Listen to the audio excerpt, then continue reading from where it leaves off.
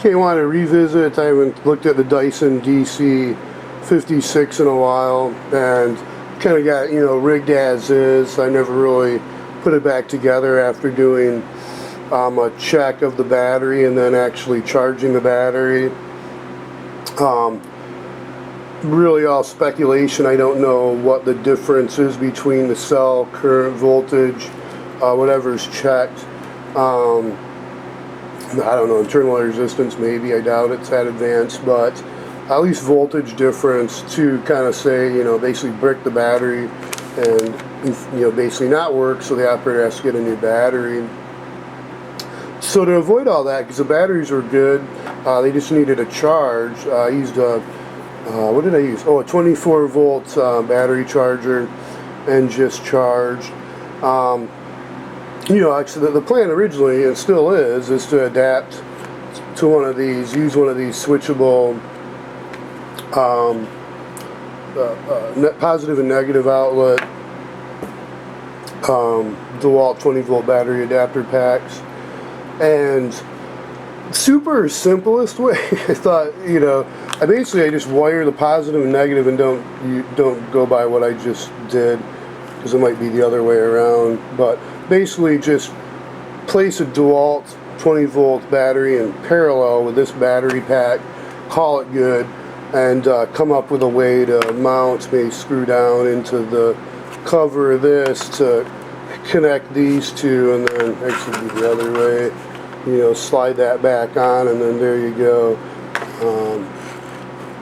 You can also, basically, I really soup up this pack. Originally, though, when I put this project on hold, was because I didn't have enough jumper leads, oddly. I have random alligator clips that are super cheap. Junk I got, I think, from, I don't know, Harbor Freight. And I have wire, I just didn't feel like making a bunch of leads. So I figured I'd order some heavy-duty, nicer ones that are silicone wire. And they're a little bigger, too, than the alligator clips I have. And plus, color coordinated, so a little easier to tell which is which. And then basically I would study this battery management system a little more, seeing can I even just jumper each of the individual cell sense wires together so that the difference is 0, and then connect this positive and negative and just bypass those batteries and keep those cells for other projects.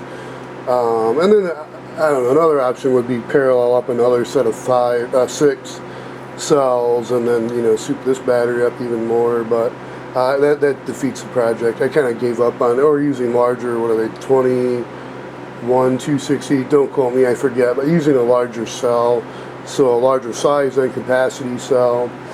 I'm just not going to do that. I want to stick with, I like the now Bauer, potentially 20 volt, 5 amp hour or better, or really the best, batteries, or the DeWalt, but using the DeWalt 20 volts, since most, my tools are those, and I've converted Ryobi and the Bauer, well, yeah, I've converted them all over to, the Bauer's the exception, I still can use a Bauer 20 volt on the one drill I have. So I don't think I had any Ryobi. I have no Ryobi batteries anymore. Okay, so yeah, I just wanted to do a quick video. It went longer than I wanted it to be, but yeah. So I'll start move forward again. It definitely works in parallel. Doesn't have any issues.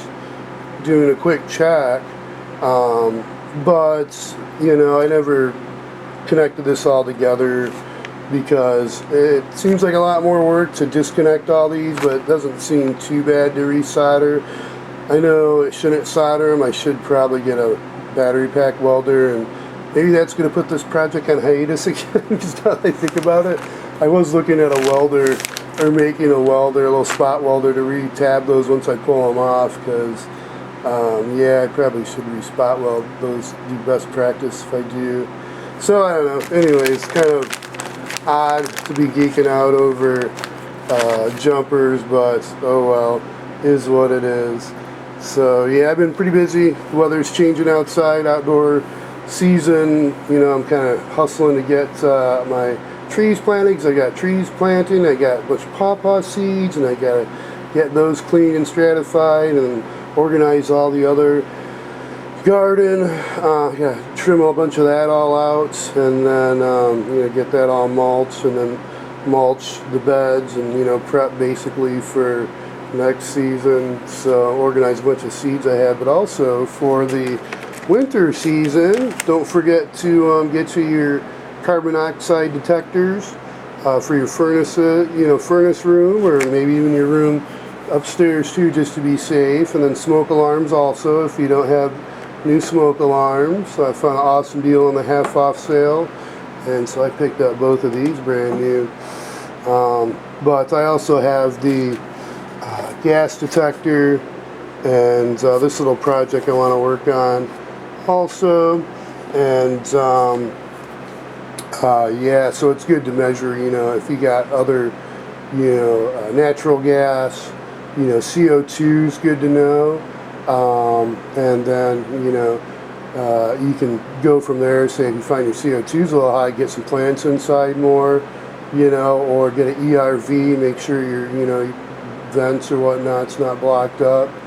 But the ERV project I want to move on to. I don't want to get too scope creep. The video is really supposed to be focused on the DC56, and I'm going to leave it at that. All right, be safe, stay healthy, and until next time, learn something new and save something from the dump, or to be parted out for parts. But parting out for parts is still good. It's better than a dump. Okay, bye for now.